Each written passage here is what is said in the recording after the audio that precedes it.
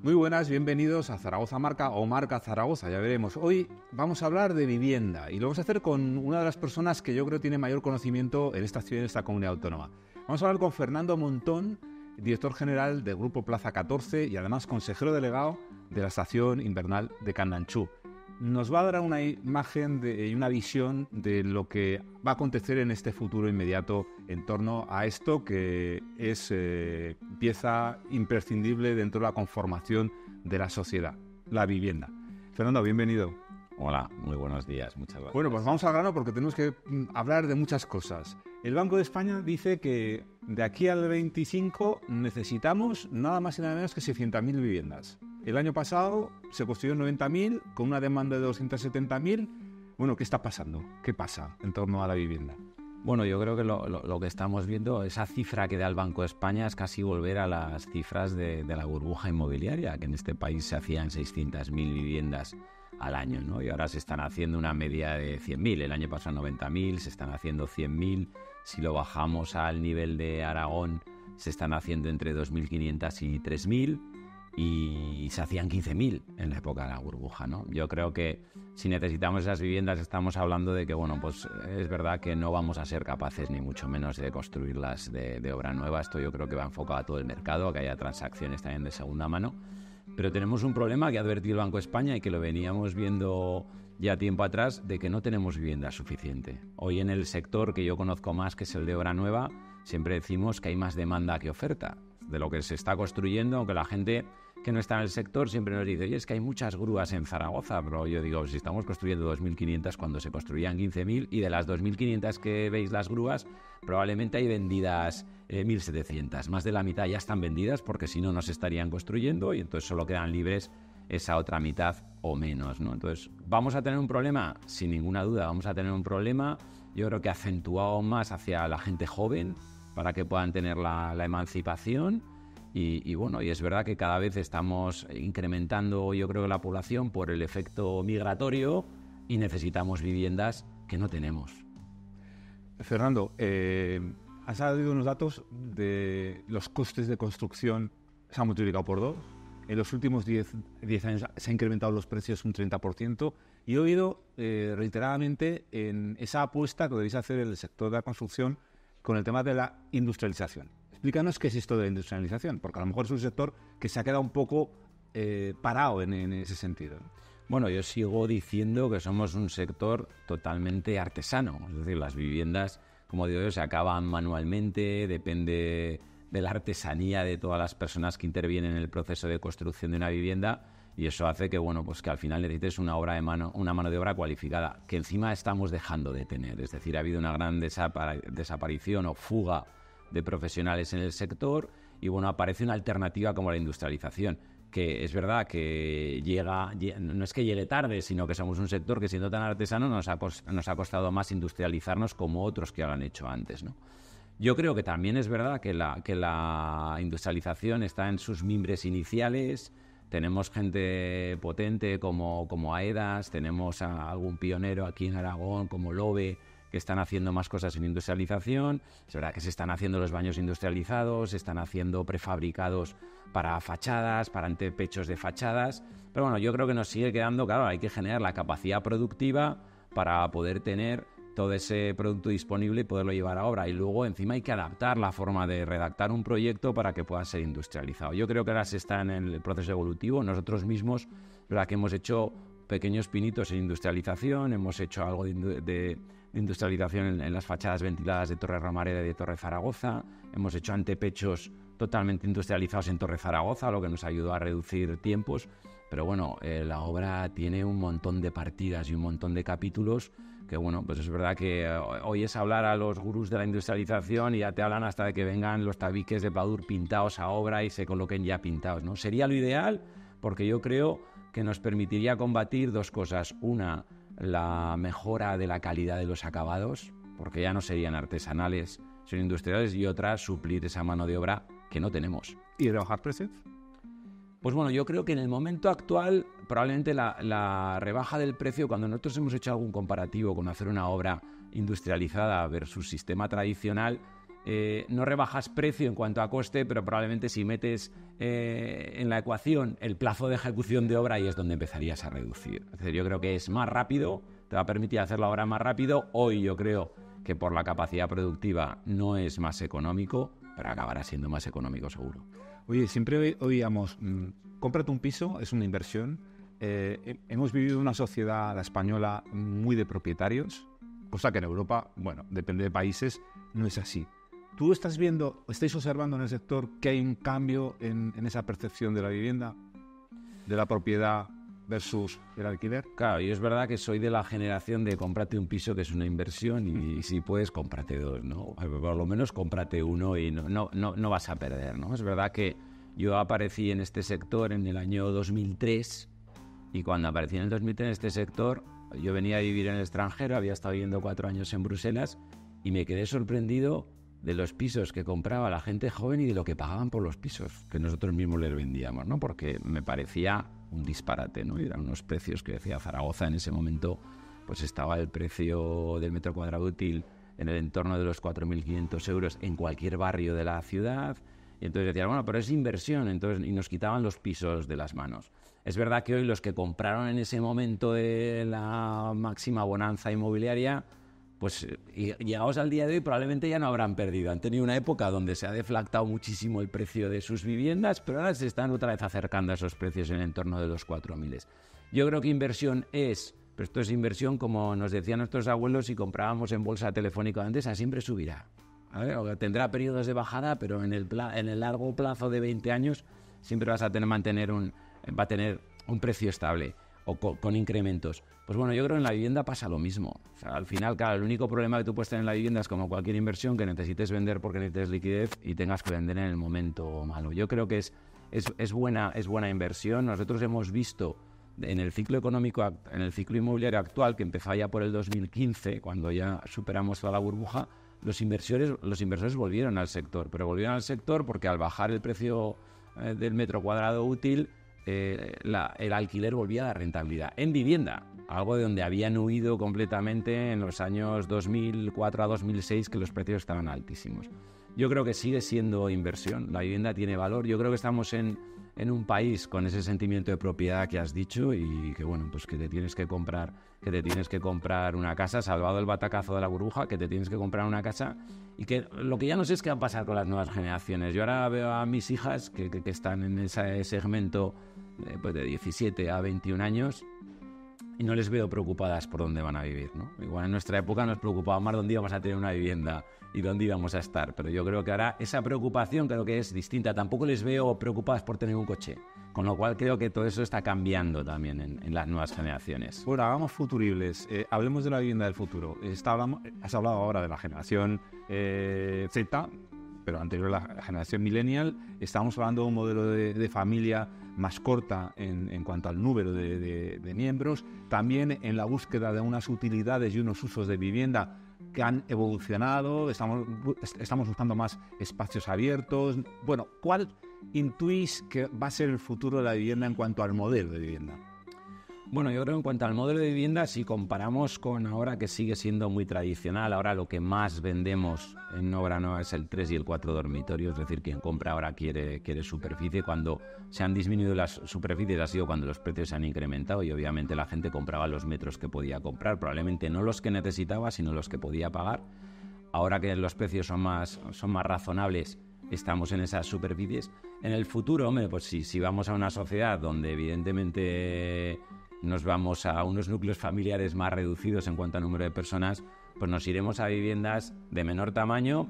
Es verdad que aparecen conceptos innovadores como el co-living, el flex living. Estamos oyendo hablar mucho de esto. Es verdad que hoy en Zaragoza aún estamos a años luz del co-living y del flex living. O sea, yo por lo menos lo veo así, ¿no? Estamos viendo que los primeros proyectos se están produciendo en Madrid. Es verdad que en el extranjero, en las grandes ciudades, ¿no? Pero en las grandes capitales europeas son muy típicos.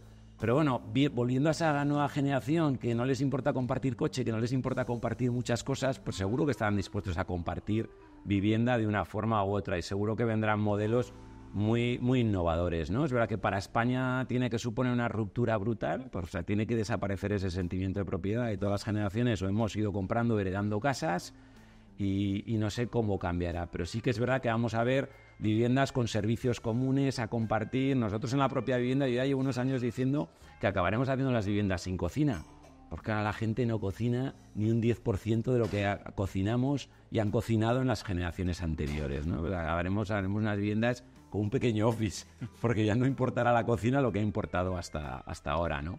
Tú has mencionado a la gente joven, salían los datos recientemente que los menores de 35 tienen que destinar 7,7 veces su salario anual para poder llegar a acceder a una vivienda. ¿Cómo podemos dar solución a ese conflicto generacional donde es muy difícil a la gente joven acceder a la vivienda? ¿Hay caminos para explorar o está todo dicho?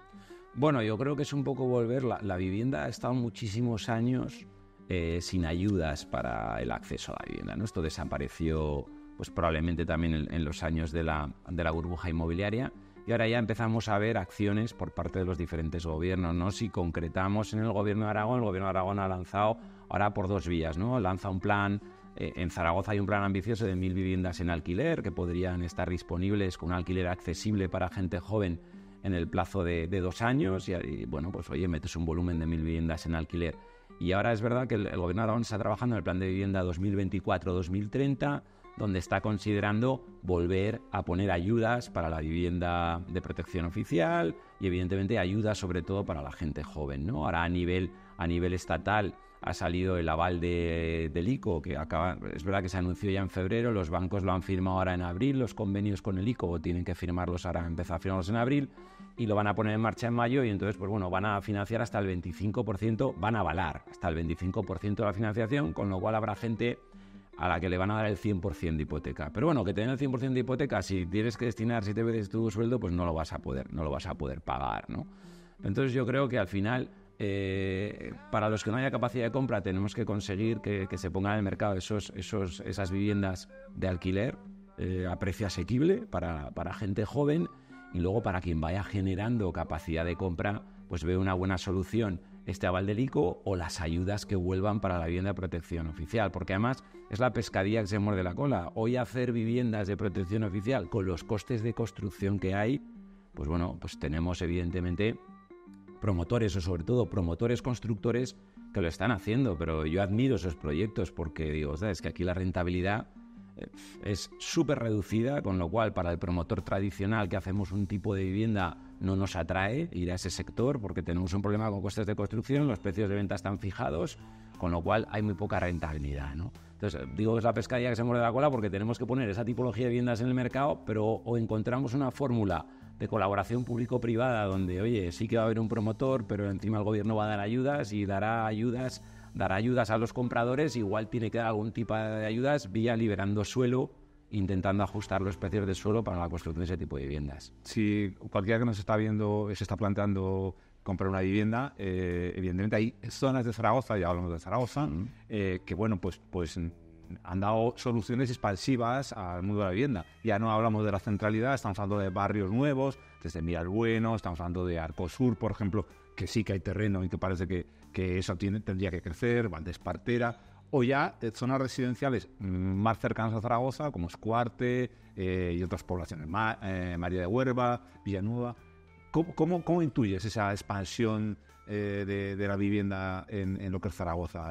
¿Cómo se va a articular en este próximo futuro? Hombre, pues yo creo que todas esas zonas, vamos a ver, van a seguir creciendo. Hay muchas que ya están agotadas. Es decir, mira, el bueno sí, ahora sale una nueva zona que se está urbanizando, pero que no es muy grande ya no hay mucho espacio. Es verdad que tenemos algún sector para urbanizar también en la zona de Valdefierro. Yo creo que todas esas zonas van a seguir creciendo, porque lo que también estoy convencido es que hay un cambio en cuanto al comprador. Es decir, antes vivir en el centro de las ciudades le gustaba muchísimo a la gente, era muy premium el centro de la ciudad, pero luego si tú te vas a todas estas zonas que se crean en el exterior, claro, tienes unas comodidades que no tienes en el centro, porque tienes zonas comunes, probablemente tengas piscina, gimnasio, instalaciones deportivas, vives con mucho menos ruido y vivimos en una ciudad que es muy accesible a los diferentes sitios, con lo cual yo creo que se va a seguir desarrollando el exterior. Hay capitales europeas que ha pasado donde nadie quiere vivir en el centro y todo el mundo vive en zonas residenciales, y esto es algo que es verdad que aquí también hay mucha gente muy del centro, pero que estamos viendo evolucionar y que la gente se va a vivir fuera. Grupo Plaza 14 está cambiando el skyline de Zaragoza en la entrada por la estación de Delicias. El Portillo parece ser que se va a abordar esa pastilla. Vosotros tenéis una residencial Adarve, me parece, ¿no? Sí. Estáis desarrollando. Sí, sí. Bueno, ¿qué os ha llevado o cuál es la visión que queréis dar de esa construcción ahí? Bueno, nosotros es verdad que tuvimos la oportunidad de hacernos en su día con el solar, donde hemos construido Torre Zaragoza, un proyecto, yo siempre lo digo, habrá muchos que no les gusta nada y habrá otros que les encanta, ¿no? A mí me encanta personalmente, pero sobre todo me encanta lo hayamos hecho nosotros o lo hubiese hecho otro, porque yo soy de los que digo que de Zaragoza no había ni un solo rascacielos. Entonces, si nos vamos a todas las ciudades con las que queremos competir, porque creemos que estamos en el nivel de Valencia, Bilbao, Sevilla, Málaga, todos tienen torres y nosotros no teníamos ninguna. Ahora tenemos Torre Zaragoza, tenemos edificios alados ya de 20 plantas, ¿no? Como el que ha hecho AEDAS, el que hay ADN, que está al lado de Adarve. Ahora Adarve tendrá la torre más alta de 20 plantas porque es lo que se permite en ese suelo. Bueno, pues yo creo que primero hemos cambiado el skyline en todo ese barrio, no solo nosotros, sino los que han venido a construir allí y han hecho sus proyectos, y hemos modernizado esa entrada una pasada. Yo que soy de la Ribera de Navarra y salía siempre por esa carretera para ir a casa de mis abuelos y demás, la salida era horrible. Hoy entro y digo, ojo, si comparo esta entrada de Zaragoza, donde ya se construyó el AVE, donde se construyeron todos los edificios nuevos colindando con la Expo, el puente del tercer milenio. Ahora Adarve va a tapar la zona antigua que queda. O sea, y la parte que queda Santa Rosia la tapará Adarve cuando esté construido por completo, con lo cual vas a entrar en una Zaragoza muy moderna, que va a tener Torre Zaragoza, va a tener la torre de ADN, va a tener la torre de Adarve, la torre de Casanate de AEDAS a la derecha, con un cambio impresionante, ¿no? ¿Tiene un perfil de cliente este tipo de construcción? Bueno, yo te diría que el perfil de cliente, nosotros en un momento con Torre Zaragoza nos asustamos porque nadie quería comprar de planta 15 para arriba y teníamos 15 plantas más para vender, ¿no? Hasta la 30 probablemente ya. Y no solo por la barbaridad del precio, sino porque nadie había vivido en unas plantas, ¿no? Entonces, pues al final, irme en una planta 25, pues la gente se plantea dudas de evacuación o de rollos si un día sucediese algo que Dios quiera que no suceda, ¿no? Pero luego encuentras gente, porque para mí, yo si me fuese a vivir a un edificio como Torre Zaragoza, pues probablemente me iría de la planta 15 para arriba, porque creo que ese es su valor diferencial. Bueno, la verdad es que hay gente. Nosotros en Torre Zaragoza hemos metido 285 familias, con lo cual hay 285 familias que se han querido ir no solo a planta 30, sino a un edificio donde viven 285 familias dentro del mismo edificio, que no está compuesto por un conglomerado de edificios. No, es que es único. O sea, imagínate esa comunidad de propietarios, ¿no? Yo siempre decía, el presidente tiene que ser retribuido porque tiene más población que muchos pueblos de Aragón viviendo allí. Igual tiene a 1000 personas viviendo y es presidente de esa comunidad, ¿no? Pues yo creo que al final a la gente le gusta, es modernidad, y luego esa zona tiene una ventaja y es que tiene muy buenas comunicaciones con el centro de la ciudad. Estamos terminando, pero tengo un par de preguntas que quiero hacerte. Una es, en este contexto del medio ambiente, de la protección del medio ambiente y de esa concienciación de las emisiones, ¿cómo os estáis moviendo en torno a hacer viviendas más sostenibles y más adaptadas a esta realidad? Bueno, la verdad es que en la construcción aquí también ha habido un cambio impresionante, ¿no? Es decir, ahora las viviendas, ya no por lo que hagamos los promotores o las constructoras, sino por el propio código técnico, ¿no?, de la edificación. Hoy las viviendas son de consumo energético casi nulo. Ya cumpliendo el código técnico casi lo son, ¿no? Si las mejoramos un poco los promotores, pues aún lo son más, ¿no? Con lo cual ya no hay consumos de energía. Quien tiene hoy una vivienda de obra nueva no paga prácticamente facturas de consumo energético, los consumos son mínimos, con lo cual hay una gran contribución. Y luego en los materiales se están haciendo muchísimas cosas en el entorno de la sostenibilidad. Los proveedores de materiales para las obras, materiales de todo tipo, pues llevan mucho tiempo también adaptándose para la sostenibilidad. Y las viviendas, nosotros en Adarve vamos con la bandera de viviendas sostenibles, como muchos otros promotores, pero porque es real, porque hay una contribución grandísima a la sostenibilidad que viene por la parte de la eficiencia energética y viene por la parte de los materiales sostenibles que se utilizan en obra. ¿Puedes aventurar por dónde puede ir la fiscalidad un poquito más amable en el tema de vivienda?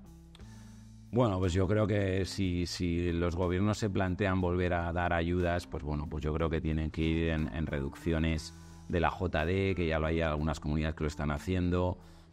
El IVA va a ser difícil, ¿no?, que se cambie. ¿Por qué no volver a las desgravaciones en el tema hipotecario con los préstamos de hipotecas? Yo creo que cosas que han funcionado en su momento y que podrían ayudar a que la gente pueda acceder a la vivienda y tenga ventajas fiscales que le minoren el coste de las viviendas que están adquiriendo. En los últimos 9 años, de estos últimos 9 años, se ha batido el récord en el año 23, me parece ser, en vuestro sector. ¿Qué aventuras para el 24? Bueno, pues yo aventuro para el 24 prácticamente lo mismo que en el 23 en el sector de Vilanova, ¿pero por qué? Porque llevamos desde el 2015 hasta el 2023 cerrado, que la horquilla ha estado entre 2.500 y 3.000 viviendas. Y hemos estado ahí navegando hasta que hemos llegado a un pico, fue en el 22, creo que fueron 3.018, y en el 23 hemos hecho 2.800, algo. Pues yo me atrevo, el año pasado me atreví a decir, en la jornada de perspectivas de mercado inmobiliario que hicimos con la cátedra de la universidad, dije, bueno, vamos a estar entre 2.500 y 3.000, de una horquilla muy amplia. Fuimos a 2.800, que yo pensaba estar más cerca de los 2.500, pues este año vamos a estar otra vez en las 2.600, 2.900, prácticamente seguro. Y un apunte final. Vivienda de segunda residencia en Aragón, ¿qué pasa? Viviendas de segunda residencia en Aragón, ¿qué pasa? Pues bueno, pues yo creo que en el Pirineo creo que hay movimiento, donde veo que es donde tenemos nuestro mercado, ¿no? Me refiero como Aragón, porque tenemos el Pirineo, que es nuestra playa. Yo siempre me gusta decir, oye, ¿Aragón tiene playa? Sí, tiene el Pirineo. Pues bueno, yo creo que hay desarrollos, hay problemas de suelos, porque no hay muchos suelos. Yo creo que ahí habría que ponerse un poco las pilas para poder sacar suelos y para poder hacer más desarrollo inmobiliario. Ahora tenemos un gobierno de Aragón que está apostando a tope por la nieve. O sea, desde en el año que lleva de esta nueva legislatura, o ahora cuando haga un año, hayamos visto que han cogido una dirección clara hacia el Pirineo. Pues el Pirineo, si se hace una apuesta clara por él, va a requerir de que haya inversión para que haya desarrollo inmobiliario. Es verdad que hay que hacerlo controlado. Yo ahora siempre digo que el metro cuadrado más caro de Aragón está en Sallén de Gállego por Formigal, pero porque nos ha venido del mercado de Madrid, que está en un poder adquisitivo distinto al de Aragón para comprar, ¿no? Y entonces esto también puede hacer que ahí se iban unos precios muy lejos de nuestra realidad, pero con un mercado de fuera que le habremos quitado a otras zonas de España y que van a venir a comprar viviendas, pero que tendremos que tener buen producto para que nos las compren. ¿Zaragoza marca o marca Zaragoza? Marca Zaragoza. Muy bien, pues muchas gracias, Fernando. Venga, a ti.